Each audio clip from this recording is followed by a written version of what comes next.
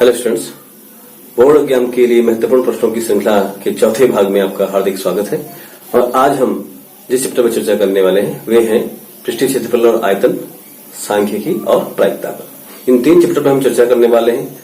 हम उन प्रश्नों पर चर्चा करने वाले हैं जो बोर्ड एग्जाम में अक्सर पूछे जाते हैं। 1 नंबर के प्रश्न और 2 नंबर के प्रश्न, ये हमारा टारगेट है। तो चलिए स्टार्ट करते हैं हम आज का वीडियो।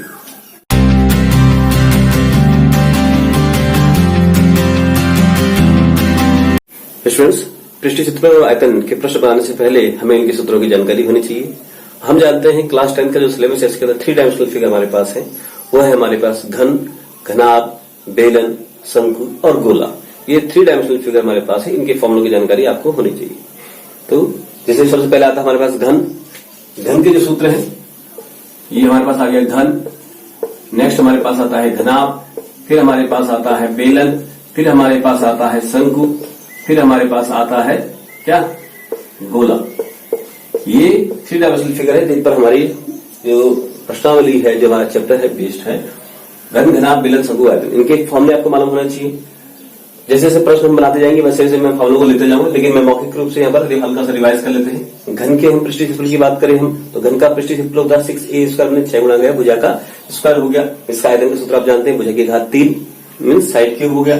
ऐसे ही घनाभ का पृष्ठीय क्षेत्रफल होता है 2 × LB + BH + HL, है ना, ये इसका फॉर्मूला होता है। और इसका आयतन हो गया L × B × H, ये इसका आयतन होगा घनाभ का।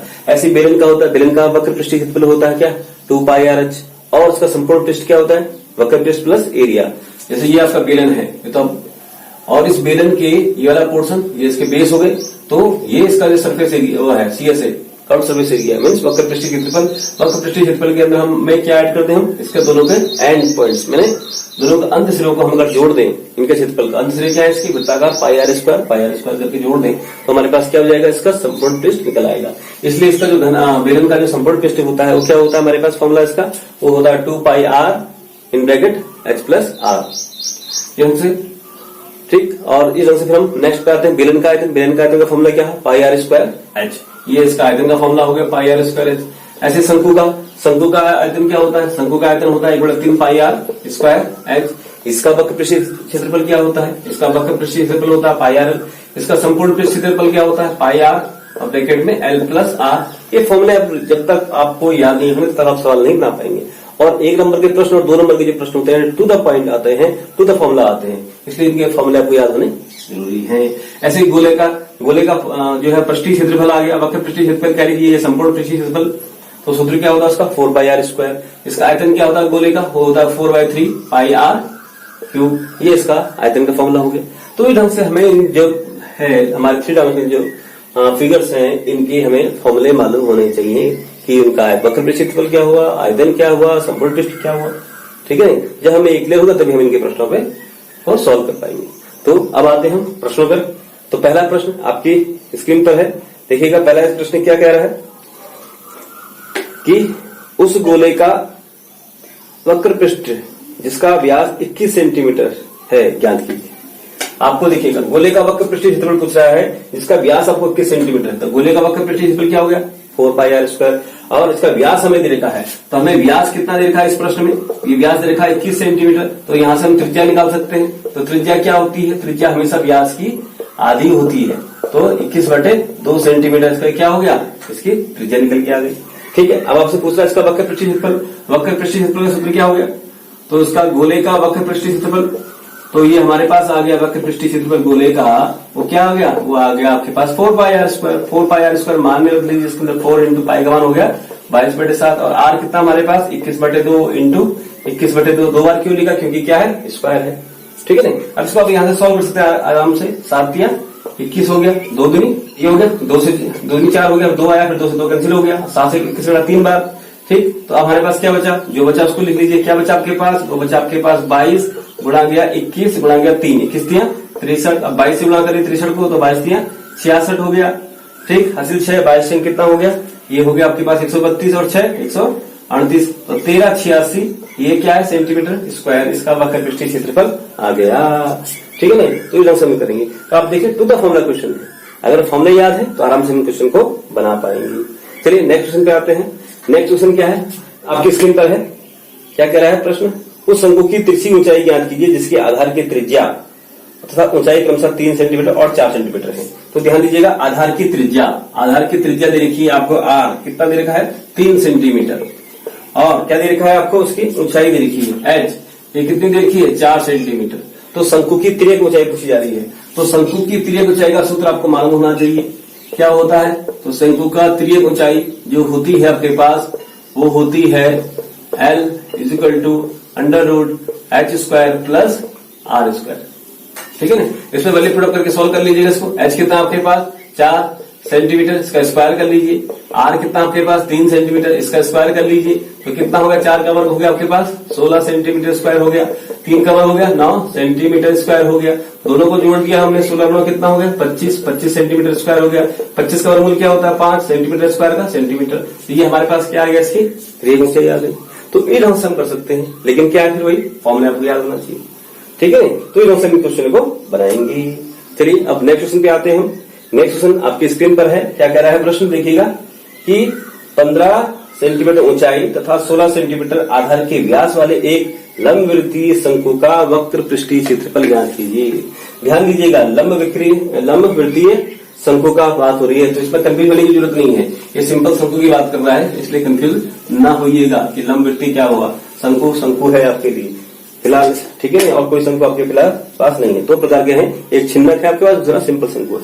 तो इस प्रश्न में क्या कह रहा है, 15 सेंटीमीटर ऊंचाई, जो दे रखा प्रश्न पहले उसको लिख लीजिए। एच कितना दे रखा आपके पास 15 सेंटीमीटर, और आधार का व्यास जो डायमीटर दे रखा है वो व्यास कितना है, इसका व्यास है आपके पास 16 सेंटीमीटर। तो यहां से व्यास है तो त्रिज्या निकाल सकते हैं। त्रिज्या क्या हो गया, त्रिज्या हो गया व्यास का आधा, तो 16 सेंटीमीटर का आधा कर लीजिए, तो 2 से 16 भाग दीजिए, कितना आ गया, ये हो गया 8 सेंटीमीटर। तो हमने क्या निकाल लिया, आपके पास त्रिज्या हमने निकाल ली। और अब क्या पूछ रहा है, इसका वक्र पृष्ठीय क्षेत्रफल। तो वक्र पृष्ठीय क्षेत्रफल आप जानते हैं इसका क्या होता है, पाई आर एल। तो ध्यान दीजिएगा, हमारे पास जो वक्र पृष्ठीय क्षेत्रफल इसका है वो हमने कहा पाई आर एल, तो आपको पहले एल निकालना पड़ेगा। ठीक है, ये तो है पाई आर एल, तो एल निकालना पड़ेगा। तो एल मतलब त्रिज्या ऊंचाई निकालनी पड़ेगी। तो त्रिज्या ऊंचाई के लिए निकालिए सूत्र, क्या सूत्र है इसका, h² प्लस r²। तो h आपके पास है कितना, ये हो गया 15 सेंटीमीटर का स्क्वायर प्लस 8 सेंटीमीटर का स्क्वायर। तो 15 का वर्ग कितना हो गया भाई, 15 सेंटीमीटर का स्क्वायर 225 सेंटीमीटर स्क्वायर, और 8 का वर्ग हो गया आपके पास 64 सेंटीमीटर स्क्वायर। दोनों को जोड़ दिया, कितना आ गया आपके पास 289 सेंटीमीटर स्क्वायर। 289 का वर्गमूल क्या होता है, जो होता है आपके पास 17 सेंटीमीटर। तो पाई हमने निकाल लिया एल का मान। अब सीधा सीधा इसमें वैल्यू पुट अप करिए, देखिएगा। तो पाई का मान कितना हो गया 22/7। आर अभी आपने निकाला कितना 8 सेंटीमीटर। एल अभी ये निकाले आप कितना हो गया 17 सेंटीमीटर। तो उनको जब आप मल्टीप्लाई करेंगे तो आपका आंसर इसमें से निकल आएगा। इसको आगे आप देखिएगा, खुद करिएगा क्या निकल के आए, और जो आंसर है उसको मुझे कमेंट बॉक्स में दीजिएगा। और इसमें मैंने पाई का मान रखा है, देखिएगा अब आपका जो आंसर दिया है वो पाई के पदों में दिया गया है। तो देखिएगा इसमें, इसको वैसे सॉल्व पूरा करिएगा आप। मैं इसका पाई के पदों में दे रखा विकल्प, तो मैं पाई के पदों में इसका मान निकाल दे रहा हूं यहाँ पर। तो आप क्या करेंगे हम इसको, तो यहाँ पर मैंने 22/7 जो पाई का मान रखा है उसकी जगह मैं क्या रख लेता हूँ, यहाँ पर सिंपल सा पाई ही रख लेता हूँ। तो 17/8 कितना होता है भाई, 17/8 हम जानते हैं, कोई पढ़े। हाँ, एक और चीज, इसके लिए पहाड़े भी आपको याद होनी चाहिए। अगर आपको फास्ट कैलकुलेशन करनी है तो पहाड़ी याद होना अनिवार्य है, नहीं तो नहीं हो पाएगा। तो 17/8 कितना हुआ 136, ठीक है ना। तो 136 पाई इसका आंसर आ गया। तो कौन सा विकल्प सही हुआ, इसका विकल्प नंबर डी इसका सही हुआ। लेकिन यहाँ पर तो विकल्प दिया है, अगर 1 नंबर के लिए प्रश्न दिया हो या 2 नंबर के लिए दिया हो तो वहां पाई का पूरा मान रख करके इसको सॉल्व करना आपने है, ठीक है ना। चलिएगा, आई होप ये क्लियर हो गया होगा। वीडियो आपको अच्छा लग रहा है तो लाइक भी कीजिएगा, और अगर आप चैनल पर नए हैं तो चैनल को सब्सक्राइब भी कीजिएगा। तो चलिए अब बढ़ते हैं हम नेक्स्ट क्वेश्चन की तरफ। नेक्स्ट क्वेश्चन है आपकी मोबाइल स्क्रीन पर। क्या कह रहा है कि 2 गोलों के आयतनों का अनुपात देखा 64:27, उनके पृष्ठीय क्षेत्रफलों का अनुपात क्या होगा। 2 गोलों का आयतनों का अनुपात दे रखा, ध्यान दीजिएगा V1/V2, ये हमें आपको दिया गया है। हमें कितना दिया गया है 64/27। किसके हैं आयतन, ये गोलों का। तो गोले के आयतन का सूत्र क्या होता है भाई, वो होता है 4/3 पाई r³। क्योंकि पहला गोला है तो r1³ हमने कर लिया। दूसरे गोले के लिए क्या होगा 4/3 पाई r2³। ये कितना हो गया 64/27। तो देखिए दोनों तरफ समान क्या है, तो अंश में हर में, तो 4/3 पाई। तो कैंसिल हो गया, क्या बच गया आपके पास r1³ हो गया, ये हो गया r2³ हो गया, ये हो गया 64/27। 27 हो गया। अब यहाँ ध्यान दीजिएगा, ये इंपॉर्टेंट पॉइंट है, यहाँ पर ये होल क्यूब दे रखा है, तो मैं इसको ऐसे लिख सकता हूँ R1/R2 का होल क्यूब इक्वल टू 64 बटे हो गया 27।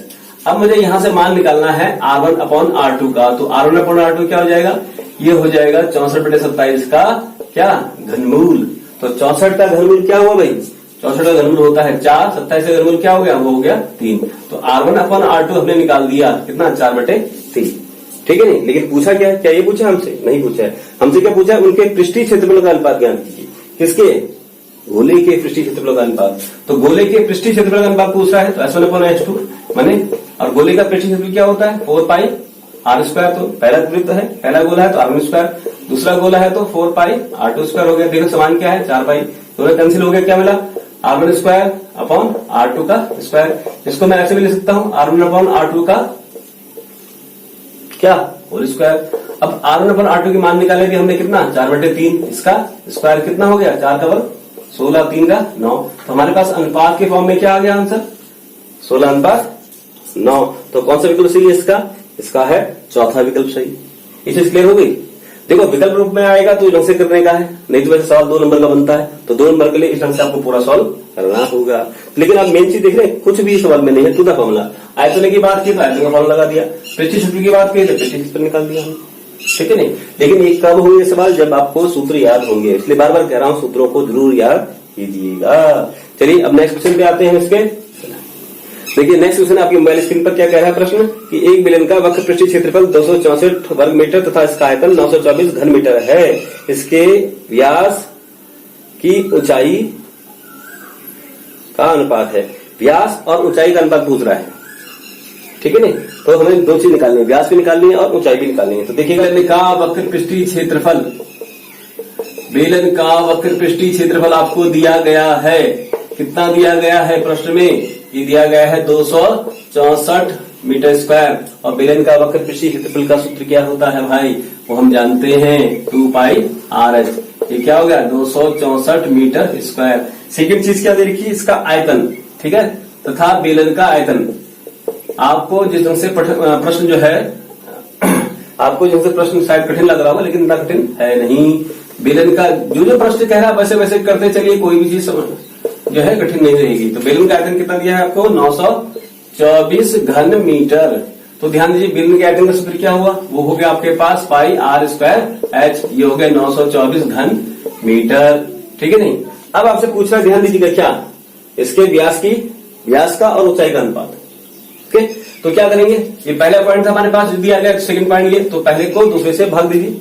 हमने लिख दिया यहाँ पर समीकरण 1 को किससे 2 से, समीकरण 2 से भाग देने पर, तो भाग दीजिए। तो 2πr/h अपॉन क्या हो गया πr²h। तो ये कितना हो गया 264 क्या मीटर स्क्वायर ओवर कितना 924 घन मीटर। तो देखिए क्या कैंसिल होगा, पाई से पाई कैंसिल हो गया, ठीक है सर।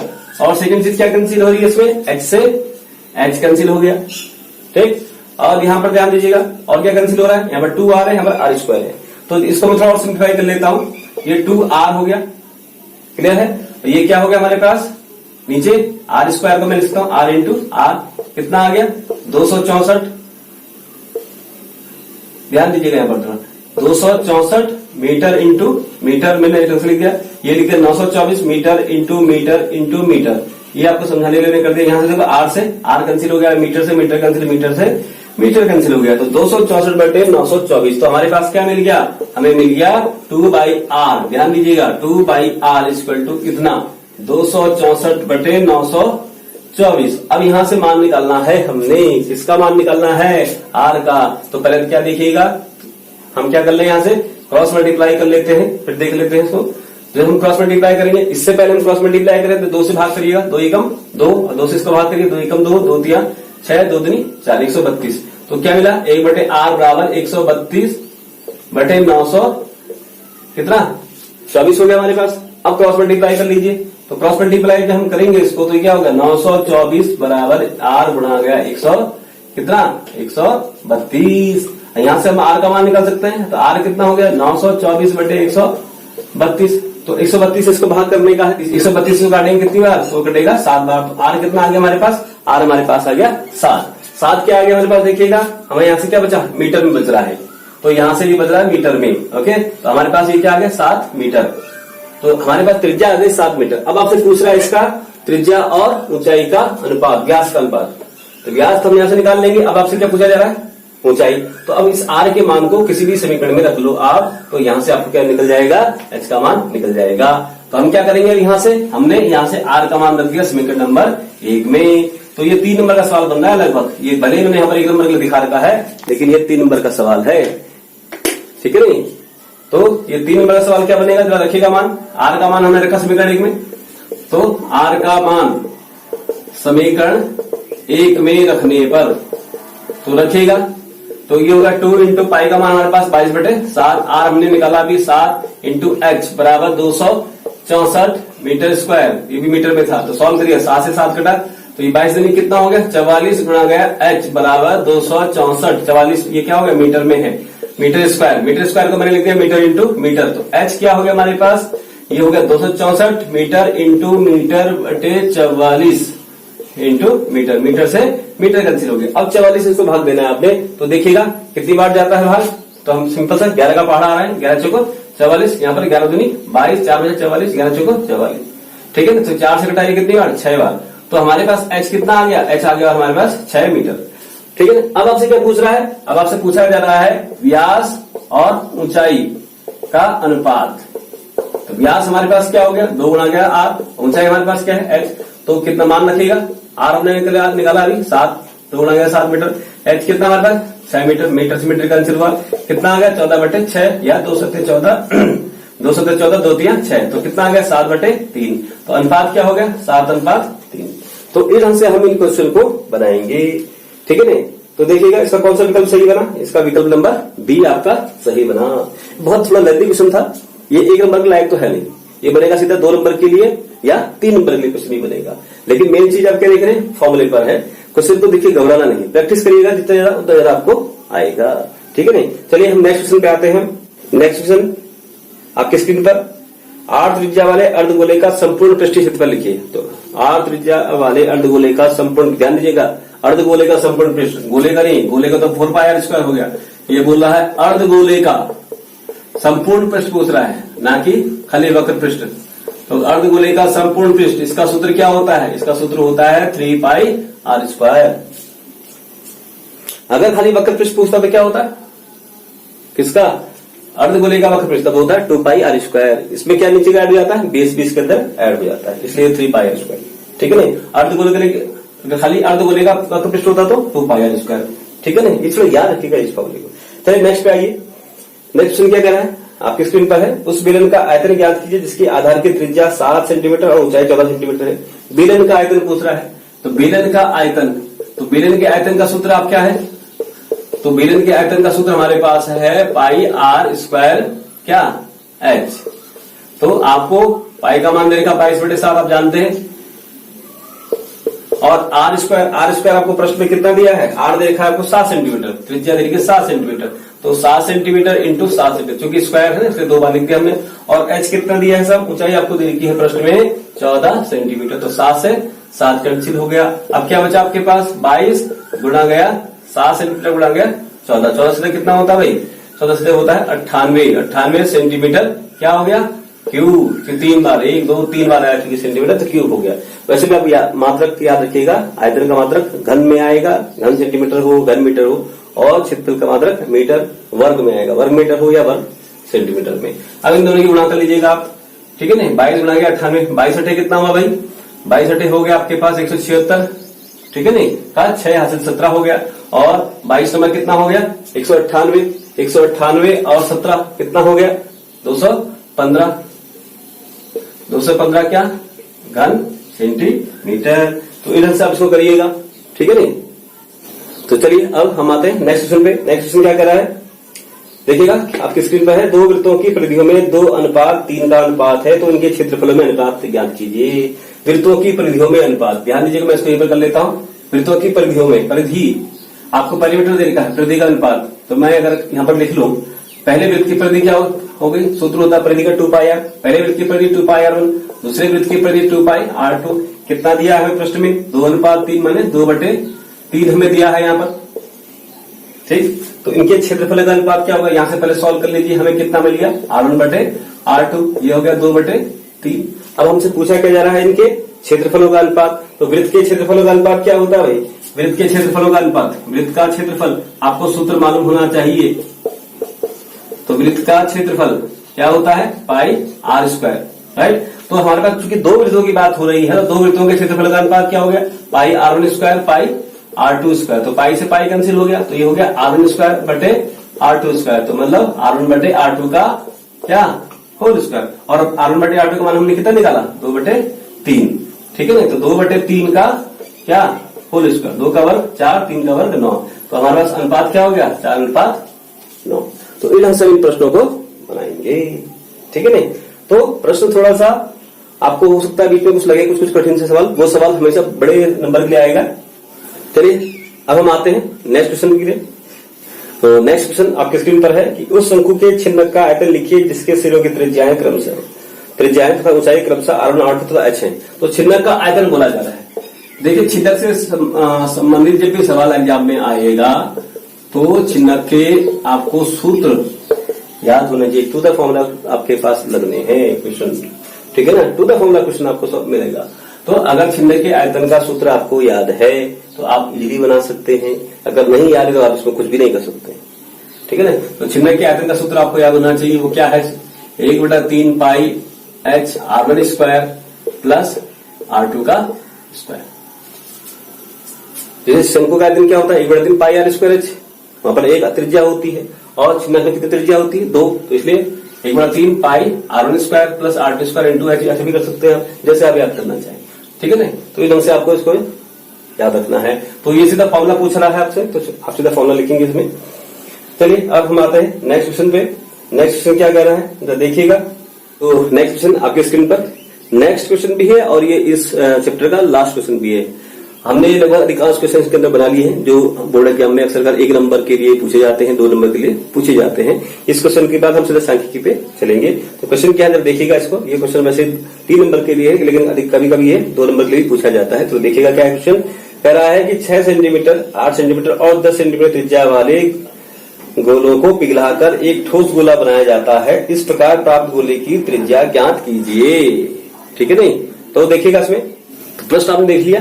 प्रश्न हमारे पास अगर 3 गोलों को पिघला करके है एक बड़ा गोला बनाने की बात हो रही है, तो ये कन्वर्जन आपको देखा जा रहा है। जब एक आकृति दूसरी आकृति में चेंज हो रही है, एक फिगर दूसरी फिगर में चेंज हो रहा है, तो वहां पर कन्वर्जन का फॉर्मूला लगता है। तो सिंपल सा है। तो क्या है 3 छोटे गोले हैं, उनको पिघला करके बड़ा गोला बना लिया। तो बड़े गोले की त्रिज्या पूछ रहा है, तो हम मान लेंगे माना कि बड़े गोले की त्रिज्या क्या है हमारे पास, और है बड़े गोले की त्रिज्या R। तो ध्यान रखना जब भी कन्वर्जन का सवाल आएगा तो कन्वर्जन में केवल आयतन का फॉर्मूला लगना और कुछ भी नहीं। तो देखिएगा और फॉर्मूला क्या लगेगा, पहले लेफ्ट में क्या लिखा जाएगा, क्या बोला है कि 3 गोलों को पिघलाकर बड़ा गोला बनाया। तो बड़े गोले का हमने आयतन लिख लिया। तो बड़े गोले का जो आयतन है वो किसके बराबर हो गया, वो हो गया 3 छोटे गोलों के आयतन के योग के बराबर। तो यहां पर मैं लिख सकता हूं बड़े गोले का आयतन बराबर 3 छोटे गोलों का आयतन का आयतनों का योग की बात हो गई यहां पर, ठीक है ना। इन तीनों के आयतनों का योग के बराबर क्या होगा, बड़े गोले का आयतन होगा। तो गोले का आयतन सूत्र क्या होता है 4/3 पाई R3। तो 4/3 पाई R3। तो हमारे पास बड़ा गोला क्या है, उसकी त्रिज्या में माने क्या R। तो 4/3 पाई R3 बराबर किसके 4/3 पाई R1³ प्लस 4/3 पाई R2³ प्लस 4/3 पाई R3³। तो ये हो गया हमारे पास। अब हमने क्या करना है इसको, अब इसको सॉल्व करेंगे। सॉल्व के लिए ये हो गया हमारे पास लेफ्ट में 4/3 पाई R3 और इधर पे कॉमन क्या आ गया हमारे पास, ये होगा 4/3 पाई। अंदर क्या मिल गया हमें R1³ plus R2³ plus R3³। तो 4/3 पाई से 4/3 पाई कैंसिल हो गया। तो ये हमें क्या मिल गया R3। अब अगले पुटअप करिएगा उसमें R1³। तो पहले गोले की हमारे पास त्रिज्या क्या दे रखी है देखिएगा। तो पहले गोले की हमारे पास त्रिज्या दे रखी है वो है 6 सेंटीमीटर। तो ये 6 सेंटीमीटर का क्यूब। दूसरा क्या दे रखा है हमें 8 सेंटीमीटर। तो 8 सेंटीमीटर का क्यूब। तीसरी हमें क्या दे रखी है 10 सेंटीमीटर का। तो 10 सेंटीमीटर का क्यूब। तो इनको जब हम करेंगे इसका घन करेंगे तो 6 का घन क्या होता है भाई, तो 216 घन सेंटीमीटर हो गया। 8 का क्या हो गया 512 घन सेंटीमीटर और 10 का क्या हो गया 1000 घन सेंटीमीटर। इन सबको आप जोड़ दीजिए, जब हम इनको जोड़ेंगे तो क्या हो गया, तो ये हो जाएगा 1728। 512 2 5 2 7 और 16 12 28 और 1000 ये हो गया, तो ये हो गया 100 ये। तो ये हमारे पास निकल गया आर क्यूब इक्वल टू इतना। तो यहां से आर क्या हो गया, तो आर हो जाएगा घनमूल किसका 1728 सेंटीमीटर क्यूब। तो 1728 ये किसका, तो 1728 का घनमूल क्या होता है, तो 1728 का घनमूल होता है 12। तो ठीक है ना, तो बड़े गोले का जो हमारे पास त्रिज्या मिलेगी वो क्या मिलेगी 12 सेंटीमीटर मिलेगी। ठीक है ना, तो इन ढंग से हम इन सवालों को बनाएंगे। तो आप देखिए बहुत इजी क्वेश्चन है कन्वर्जन वाले सवाल। जब हम 3 नंबर वाले क्वेश्चन लेके सीरीज स्टार्ट करेंगे तो उसमें हम इन क्वेश्चनों को भी लेंगे। ठीक है ना, अभी हम लोग ले रहे हैं 1 नंबर और 2 नंबर वाले प्रश्नों को। तो ये हमारा ये वीडियो जो ये पार्ट 4 है, पार्ट 5 में हमारा 1 नंबर और 2 नंबर वाले सारे समाप्त हो जाएंगे क्वेश्चन। उसके बाद हम नेक्स्ट पार्ट 5 में हम 3 नंबर वाले क्वेश्चनों को लेंगे। तो चलिए अब हम आते हैं नेक्स्ट चैप्टर पे। वो चैप्टर क्या हमारे पास, सांख्यिकी का। तो नेक्स्ट चैप्टर हमारे पास वो है सांख्यिकी का। तो सांख्यिकी सबसे इजी चैप्टर है और ये चैप्टर्स से आपके पास 7 नंबर या 8 नंबर, कभी 7 नंबर का आता है कभी 8 नंबर का आता है इससे। तो एक 7 नंबर में से अगर हम कहें तो 6 नंबर का क्वेश्चन तो आपका बनेगा 30वां क्वेश्चन जो बनेगा बोर्ड पेपर में वो 30 नंबर पे जो क्वेश्चन आएगा, 30वें नंबर पे जो प्रश्न आएगा वो सांख्यिकी का आएगा, वो 6 नंबर के लिए आएगा। ठीक है ना, तो अगर हम इसको अच्छे से कर देंगे, बहुत इजी चैप्टर है, इसकी प्रैक्टिस अगर आप कर ले तो आराम से 6 नंबर से लेकर 7 नंबर आपको कहीं भी नहीं लगेगा। तो देखिएगा पहला क्वेश्चन क्या है इसका। तो पहला प्रश्न है तो वो क्या है, आपकी स्क्रीन पर देखिएगा कि पहली 5 संख्याओं का समांतर माध्य है। तो समांतर माध्य का मतलब क्या है, माध्य से है, औसत से है। तो माध्य का सूत्र क्या हुआ या समांतर माध्य का सूत्र क्या हुआ, अगर हम इसको कहें तो समांतर माध्य जो सूत्र होता है इसका वो क्या होता है, ये होता है कुल पदों का योग।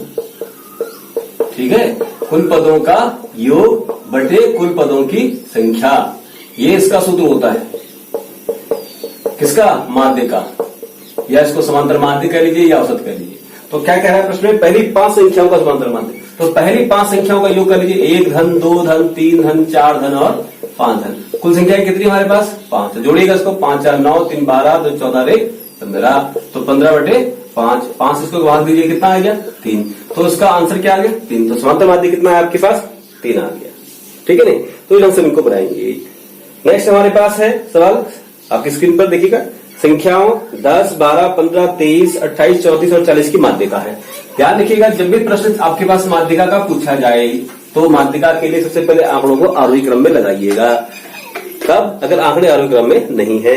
इस प्रश्न में हम देखेंगे तो प्रश्न में हमें देख रखा है क्या आंकड़े 10 12 और 15 23 और क्या नेक्स्ट 28 34 और 40 इसकी माध्यिका पूछ रही है। तो ऑलरेडी आरोही क्रम में है, बढ़ते क्रम में। तो ऐसे केस में आपको माध्यिका जब पूछी जाए, 1 नंबर में चूंकि सवाल है तो पहले इनको काउंट कर लीजिए कितने पर है, 1 2 3 4 5 6 7। ठीक है ना, तो 7 इनका ठीक मिड पॉइंट फाइंड करिएगा। मिड पॉइंट क्या होगा, जैसे पहला दूसरा तीसरा, इधर से भी गिनिए, पहला दूसरा तीसरा, बीच में कौन सा पॉइंट आ गया ये 23 का। तो यही इसकी क्या हो गई माध्यिका। ठीक है ना, 1 नंबर के लिए सवाल ये। वैसे इसका फॉर्मूला हमारे पास है, अगर पदों की संख्या सम और विषम पर आधारित होती है। अगर सपोज जैसे मतलब आंकड़े कैसे थे विषम थे तो इसलिए हम निकाल पाए, क्योंकि इसमें पदों की संख्या कितनी है 7, विषम संख्या है तो इसलिए इजीली फाइंड कर लिया। अगर सपोज ये सम होते तब कैसे करते, तो उसके लिए फॉर्मूला क्या है ध्यान रखिएगा, मैं आपको फॉर्मूला लिखवा देता हूं यहाँ पर। आंकड़ों की जब संख्या सम है, सम होने पर माध्यिका का सूत्र क्या हो गया, ध्यान दीजिएगा, सम होने पर माध्यिका का सूत्र है आपके पास n/2 पद का मान प्लस n/2 प्लस 1 वे पद का मान, ठीक, और बटे क्या हो गया इनका 2 होगा। n पदों की संख्या कब, जब सम संख्या हो तब जाके ये फॉर्मूला लगेगा। अगर पद हमारे पास कैसे हैं, आंकड़ों की संख्या विषम है तो सिंपल से ढंग से फाइंड कर लेंगे आप। ठीक है नहीं, सिंपल सा, कुछ करने का नहीं, इसको ढंग से फाइंड करिएगा। जो भी बीच का टर्म आएगा, 7 है तो 7 का बीच का क्या हुआ 3 इधर होगा, 3 इधर, चौथा नंबर का बढ़ा टर्म आ गया। ठीक है, फिर भी अगर इसका फॉर्मूला मैं आपको दे देता हूं, विषम के लिए क्या फॉर्मूला है, विषम होने पर अगर आंकड़े हमारे पास विषम हो तब माध्यिका का सूत्र क्या हो जाएगा, तब माध्यिका का सूत्र हो जाएगा ये हो गया n+1 बटे 2वें पद का मान। तो हमारे पास इस सवाल में क्या था, n का मान 7 रखेगा यहाँ पर जरा, तो 7 प्लस 1 बटे 2, तो 7 प्लस 1 बटे 2 में पद का मान, तो 7 बटे 1 2 क्या हो गया, 7 प्लस 1 8, 8 बटे 2 कितना आ गया 4, तो 4वें पद का मान, तो चौथे पद का मान क्या है देखिएगा इसमें, तो 1 2 3 4, तो चौथा पद क्या हो गया 23। तो इस ढंग से भी कर सकते हैं, लेकिन डिपेंड करता है कि किस ढंग से प्रश्न पूछा जा रहा है, कितने नंबर के लिए पूछा जा रहा है। बहुविकल्पी को सिंपल करिएगा, 1 नंबर के लिए भी आप सिंपल कर सकते हैं, अगर 2 नंबर के लिए आएगा तो आप पूरा आपको हल करके देना होगा। वैसे 2 नंबर के लिए जो सवाल आता है अक्सर कर उसमें आंकड़ों की संख्या समधी होती है, ठीक है ना।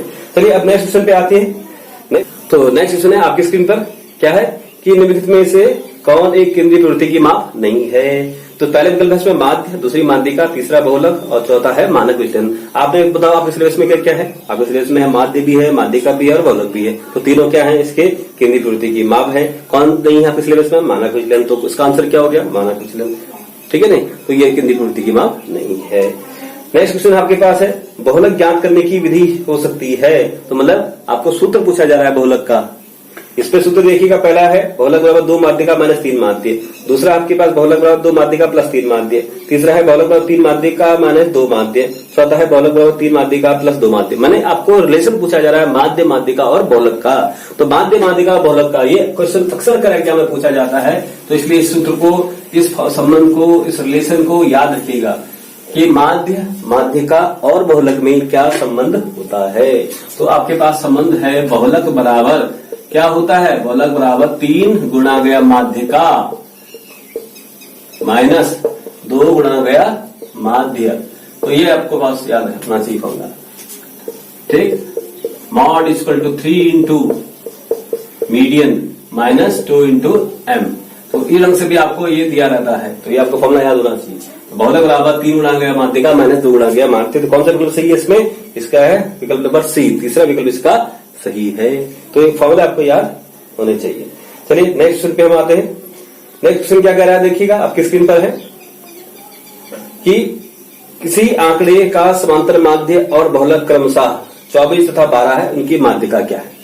देखो इसी पर, इस सूत्र पर आ लेते हैं सवाल। अगर आपको सूत्र याद है बहुलक बराबर 3 गुणा गया माध्यिका माइनस 2 गुणा माध्य, तो उसकी सहायता से हम इस सवाल को बना सकते हैं। तो जरा रखिएगा मान क्या है, देखिएगा क्या कह रहा है प्रश्न, निम्नलिखित आंकड़ों का समांतर माध्य और बहुलक, समांतर माध्य दिया है 24, तो समांतर माध्य दिया है इसमें 24, तो रखिएगा यहाँ पर, तो 2 गुणा गया 24 और क्या दिया है इसमें, और बहुलक क्रमशः 24 तो 12 है, बहुलक कितना हो गया 12, तो बहुलक की जगह 12 और क्या निकालना माध्यिका, तो 3 गुणा गया माध्यिका, तो 3 गुणा गया माध्यिका, इसका मान निकालने का। तो सॉल्व करिएगा, तो इसको उठा करके दाएं से बाएं ले आइए, तो क्या हो गया इसको 12 माइनस के दाने पे क्या हो गया प्लस 24 दूनी कितना हो गया भाई, ये हो गया 48 बराबर 3 गुणा गया माध्यिका, ये हो गया मीडियन, जोड़िए कितना हो गया 60 बराबर 3 गुणा गया माध्यिका, ME मीडियन हो गया। या हम यहाँ से इसको लिख सकते हैं मीडियन, 3 गुणा गया मीडियन बराबर 60, तो मीडियन कितना हो गया, माध्यिका कितना हो गया 60 बटे 3, इसे काट दिए कितना आ गया 20, तो हमारे पास मीडियन आ गई 20, माध्यिका आ गई हमारे पास कितनी 20। तो इस ढंग से मेरे को बनाएंगे। कौन सा विकल्प सही हुआ इसका, विकल्प हो गया इसका सी। तो देखिए टू द फॉर्मूला क्वेश्चन है, कोई कठिन नहीं है। तो 1 नंबर के लिए सवाल हो चाहे 2 नंबर के लिए सवाल हो, आप इस ढंग से इसको बनाएंगे। चलिए अब नेक्स्ट क्वेश्चन पे आते हैं। इसका नेक्स्ट क्वेश्चन क्या है आपकी स्क्रीन पर देखिए, माध्य माध्यिका तथा बहुलक में संबंध लिखिए। तो माध्य माध्यिका बहुलक में संबंध लिखिए, बहुलक बराबर 3 माध्यिका माइनस 2 माध्य। अगला है क्वेश्चन इसका, आपकी स्क्रीन पर देखिएगा, आंकड़ों 3 4 7 10 3 5 5 7 3 का क्या पूछा जा रहा है, बहुलक ज्ञात कीजिए।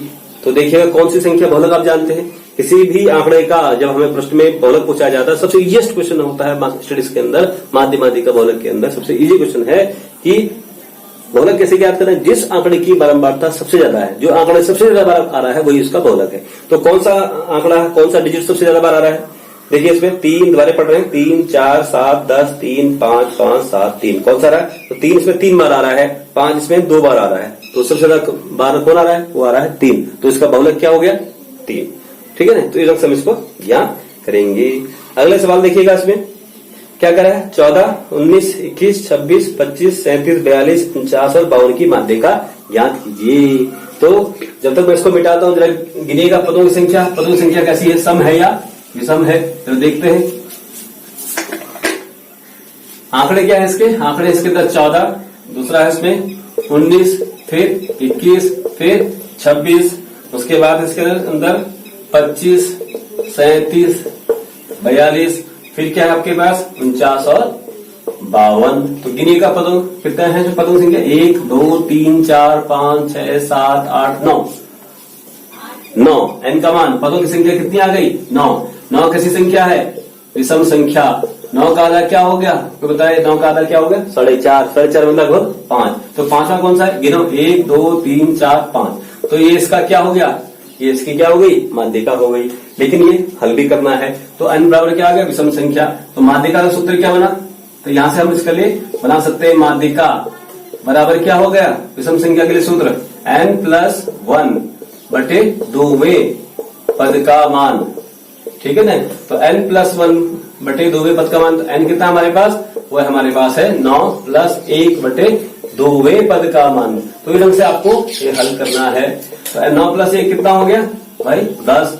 10 से ये काटिए, 10 को काटिए 2 से कितना आ गया? 5। तो 5वें पद का मान, तो 5वें पद का मान क्या हो गया भाई? ये हो गया आपके पास 5वें पद का मान। तो 5वें पद का मान गिन लीजिए, वो आपके पास था 1, 2, 3, 4, 5। तो कितना आया? 25। तो ये क्या आ गई इसकी माध्यिका। ठीक है ना? तो इस ढंग से इन सवालों को बनाएंगे। तो ध्यान रखिएगा इन चीजों का, बेसिक छोटी छोटी चीजें हैं और बहुत इजी से आपको क्लियर हो जाएगा। बस वीडियो को ध्यान से देखिएगा। अगर आपको वीडियो पसंद आ रहा है तो उसको लाइक भी कीजिएगा, नए हैं तो चैनल को सब्सक्राइब भी कीजिएगा और हो सके तो ज्यादा से ज्यादा इस वीडियो को शेयर कीजिएगा ताकि अन्य स्टूडेंट्स भी इसका लाभ उठा पाए। चलिए अब आते हैं नेक्स्ट क्वेश्चन पर। नेक्स्ट क्वेश्चन आपकी स्क्रीन पर है। क्या करा? एक आवर्ती वितरण में आंकड़ों का योग 60 तथा समांतर माध्य 12 है। इस वितरण में आंकड़ों की संख्या ज्ञात कीजिए। तो समांतर माध्य का सूत्र को लगाना है आपको। तो समांतर माध्य, तो समांतर माध्य क्या हुआ भाई? समांतर माध्य का सूत्र आपको मालूम होना चाहिए, मैंने बताया शुरुआत में ही बताया। इसका क्या हो गया? कुल पदों का योग, जो आपके पास आंकड़े उनका योग निकालना है आपको, बटे कुल पदों की संख्या। तो आपको क्या पूछा जा रहा है इसमें? इसमें पूछा जा रहा है कुल पदों की संख्या। तो समांतर माध्य आपको दिया है प्रश्न में कितना? आंकड़ों का योग दे रखा है 60, कुल पदों का योग दे रखा है आपको 60, और क्या दिया है? तथा समांतर माध्य दे रखा है 12। ये हो गया 12। और क्या पूछा जा रहा है? इस सूत्र में आंकड़ों की संख्या ज्ञात कीजिए, माने पदों की संख्या। हमने इसको मान लिया n, आंकड़ों की संख्या मान लिया n। तो सॉल्व कर लीजिए इसको। तो क्या हो गया? 12 गुणा गया n बराबर 60। तो n कितना हो गया भाई? 60 बटे 12। तो 12 60 बटा कितनी बार? 5। तो n का मान कितना आ गया? 5। तो ये ढंग से हम इनको निकाल सकते हैं। ठीक है नहीं? लेकिन बेसिक चीज क्या है? बार बार कह रहा हूं, फॉर्मूले आपको याद होने चाहिए। ठीक, चलिए अब आते हैं इसका सांख्यिकी का हम लास्ट क्वेश्चन पे, इसके बाद हम आएंगे प्रायिकता पर। तो लास्ट क्वेश्चन क्या है? आपकी स्क्रीन पर है, देखिएगा। यदि x+3, x+6, x+9 तथा x+12 का समांतर माध्य 10 हो तो x का मान बताइए। क्या है हमारे पास? देखा है x, दूसरा है इसमें x+3, नेक्स्ट क्या है? x+6, फिर है x+9 और फिर है आपके पास x+12। ये हमारे पास दे रखा है। और क्या दे रखा है? इनका समांतर माध्य दे रखा है आपको 10। ओके, तो समांतर माध्य आपको दे रखा है। तो समांतर माध्य का सूत्र जस्ट हमने भी लिखा। तो समांतर माध्य तो ही इनका सूत्र अप्लाई करिए। समांतर माध्य बराबर कुल पदों का योग बटे क्या? कुल पदों की संख्या। ठीक है नहीं? तो मान रखिएगा और उसमें हल करिए। तो समांतर माध्य आपको दिया है प्रश्न में कितना? वो दिया है 12। कुल पदों का योग इन सबको जोड़ दीजिए। तो x plus x+3 plus x+6 plus x+9 plus x+12 और कुल कितने पद हैं भाई? गिनो जरा इनको। 1, 2, 3, 4 और 5। ये हो गया। अब इसको सॉल्व कर लीजिए। त्रिगुणा करेंगे इधर, तो 12 के इधर आने पर 5 को जब दाएं से बाएं लेके आएंगे तो कहां जाएगा? गुणा में। तो जोड़िए इसको। कितने x हो गए? 1, 2, 3, 4, 5। तो 5 टाइम तो x हो गया। अब इसको जोड़िए। 12 और 9 21 और 6 27 और 3 30। तो ये हो गया 12 पंजे 60। 30 को उधर दाएं से बाएं लिया हो तो क्या हो गया? माइनस का 30 बराबर 5x।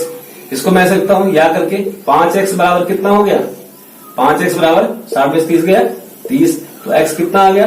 30 बटे 5। ये कितना आ गया? 5 और 30। तो x कितना आ गया? x का मान ये आ गया हमारे पास। x का मान 6। तो ये तो पूछा जा रहा है x का मान ज्ञात कीजिए। ठीक है ना? तो इस ढंग से हम इन सवालों को बनाएंगे।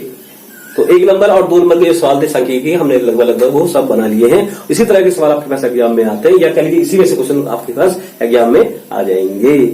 3 नंबर के जो सवाल होंगे, 3 नंबर तो बनेगा नहीं, 6 नंबर के जो सवाल होंगे वो हम नेक्स्ट वीडियो में आपके सामने लेके आएंगे। चलिए अब लास्ट चैप्टर पे हम आते हैं, वो है हमारे पास प्रायिकता का। तो लास्ट चैप्टर पे हम आ रहे हैं। लास्ट चैप्टर क्या हमारे पास? प्रायिकता का। तो प्रायिकता का जो क्वेश्चन है बहुत इजी क्वेश्चन है हमारे पास, या कह लीजिए पूरे बुक के अंदर सबसे जो इजी वाला एक जो पार्ट है हमारे पास वो क्या है? यही है प्रोबेबिलिटी का, या कह लीजिए प्रायिकता का। प्रायिकता का सूत्र क्या है हमारे पास? प्रायिकता का जो सूत्र होता है वो हमारे पास है अनुकूल घटनाओं की संख्या। अब अनुकूल क्या है? जो हमें चाहिए, ठीक, अनुकूल घटनाओं की संख्या जो आपको चाहिए, और कुल घटित घटनाओं की संख्या।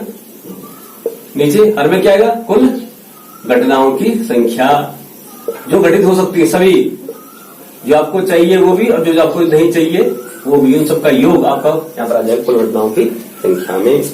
ठीक है नहीं? ये आपके पास है। 2 तरह के सवाल बनते हैं इसके अंदर, या तो ताश पे बनेगा या बनेगा बॉल्स पे बनेगा। तो पहला सवाल लेते हैं। पहला सवाल क्या आपकी स्क्रीन पर देखिएगा, क्या कह रहा है? एक थैले में 3 हरे, 4 नीले तथा 2 संतरी रंग के कंचे हैं। यदि एक कंचा निकाला जाता है तो संतरी रंग का कंचा नहीं प्राप्त होने की प्रायिकता ज्ञात कीजिए। तो ध्यान रखिएगा, हमारे पास जो बॉल्स हैं, जो क्या है, कंचे जो हैं, 3 तो हरे हैं, हरे हो गए हमारे पास 3। उसके बाद नीले कितने हैं हमारे पास? तो हरे हो गए हमारे पास 3, नीले कितने हैं भाई हमारे पास? जरा देखिएगा, नीले हमारे पास हो गए 4, और संतरी कितने हैं? संतरे रंग के, ऑरेंज कलर के कितने हैं? वो हमारे पास 2। तो कुल कितने हो गए हमारे पास? कुल कंचे जो हो गए हमारे पास वो कितने हो गए? कुल कंचे हो गए 3, 4, 7 और 2, 9। तो पूछ रहा है कि एक कंचा निकाला जाता है, उसका हरे संतरी रंग का ना होने की प्रायिकता बोल रहा है। तो संतरी रंग का ना होने की प्रायिकता, संतरी रंग के ना होने की प्रायिकता बोला जा रहा है। तो उसको हम 2 तरीके से बना सकते हैं। तो हम जो इजी वे है उसको ले रहे हैं, दूसरा तरीका हम फिलहाल यहाँ पर नहीं ले रहे। तो ये जो इजी है, तो ध्यान रखिएगा, संतरी रंग के ना होने की प्रायिकता बोल रहा है, तो संतरी वाले को तो हटा दो। जब संतरी नहीं होगा तो क्या बचा? ये हरा भी हो सकता है और नीला भी हो सकता है। तो संतरी रंग के ना होने की प्रायिकता बराबर शेष रंग के कंचों की संख्या, शेष रंग के कंचों की संख्या बटे क्या हो गया? कुल कंचों की संख्या। जो कुल कंचे हमारे पास है, कुल कंचों की संख्या। अब देखिएगा हमारे पास शेष रंग कौन कौन से हैं? 3 और 4 7, और कुल कितने हैं? 9। तो क्या हमारे पास प्रायिकता होगी इसकी? 7/9।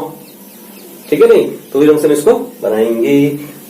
तो नेक्स्ट क्वेश्चन आपकी स्क्रीन पर है, क्या करें? निम्नलिखित में कौन सी घटना की प्रायिकता नहीं हो सकती? पहला विकल्प देखा 2/3, माने 1/5, 15% और डी है 0.7। तो ध्यान रखना, प्रायिकता कभी भी ऋणात्मक नहीं होती है। तो हमारे पास दूसरा विकल्प देखा -1/5, तो ये तो हो गया, तो ये प्रायिकता नहीं हो सकती, बाकी शेष प्रायिकताएं हो सकती है। और प्रायिकता का कुल मान जो होगा वो 1 से ज्यादा नहीं होगा, माने प्रायिकता जो लाइज करेगी वो 0 से क्या होगी? 0 और 1 के बीच में आएगा इसका मान, ना तो 1 से बड़ा होगा ना वो 0 से छोटा होगा।